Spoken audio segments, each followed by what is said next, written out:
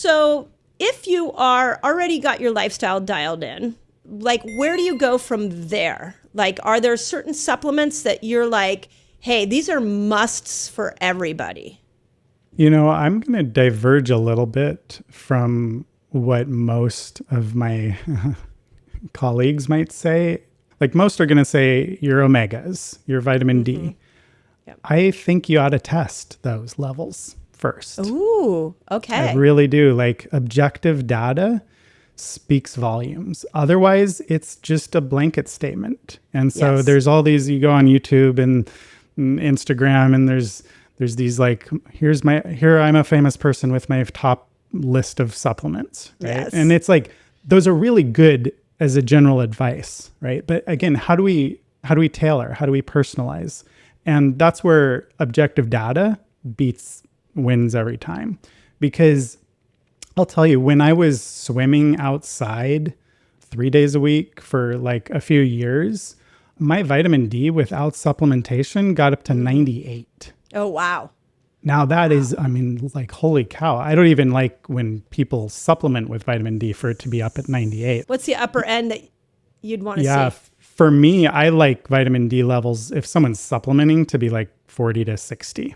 Unless we're in a cancer situation or a really severe autoimmune situation. Should I have been taking vitamin D at the time? Absolutely not, right? Yeah. There's too much of anything is toxic. Yes. That goes for oxygen. It goes for water. I mean, you drink 10 gallons of water right now, or even just a gallon like that, and you're going to get some real imbalances. And well said. So everything is a poison or a medicine, and it all depends on dosing. Yeah. And same with omegas.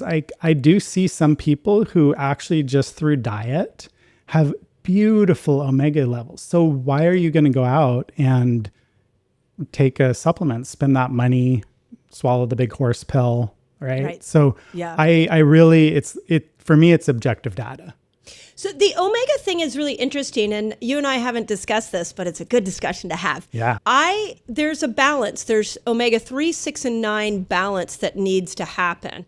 Mm-hmm. And one of the things I've heard some omega fatty acid experts say is that if you are eating a diet that has brought the harmful omega 6s down, so this is like your standard Western American diet. If you're not eating those harmful oils where your omega 6 is really, really high, then supplementing with an omega 3, if you have a clean diet by itself, yeah, exactly, tips the 3, 6, 9 scale.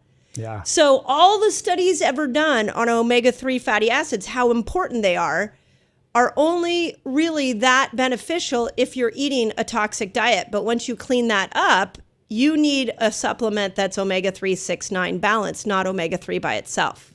Yeah, exactly. I mean, it's we can look at these levels in isolation and say, okay, here's a reference range. Oh, yep. Here's the functional medicine reference range. Yes. But it's also about ratios, as you just stated. So completely agree.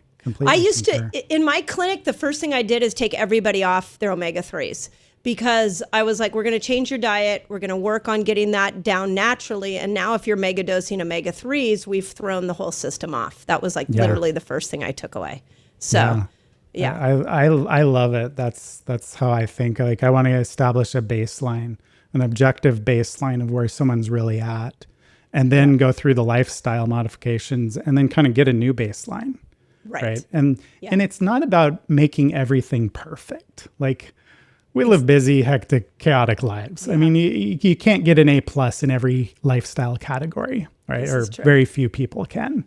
Yeah. It's not realistic to expect that. But it's like, okay, what are the levers that can make the most difference? And let's try to get B's, B+ in all categories, and then a few A's and maybe even an A+ or 2 in each in the couple of categories. And then get the new baseline, and then you can supplement. Right. Is there a test you like that is an accurate test? Because I've had a lot of people say, well, the tests are not accurate. So I used metabolomics for a while. So I don't know if there's a test that you like that will give you a good reading. So interesting, like the Dunedin pace of aging. That's an interesting test out there. Okay. as like a one marker. Where are you? How fast are you aging? At what rate are you aging at? Are you aging at 10 months for every calendar year? Are you aging at 14 months for every calendar year? But that doesn't give you like, oh, you're low on this or high on this Right. or toxic on that, right?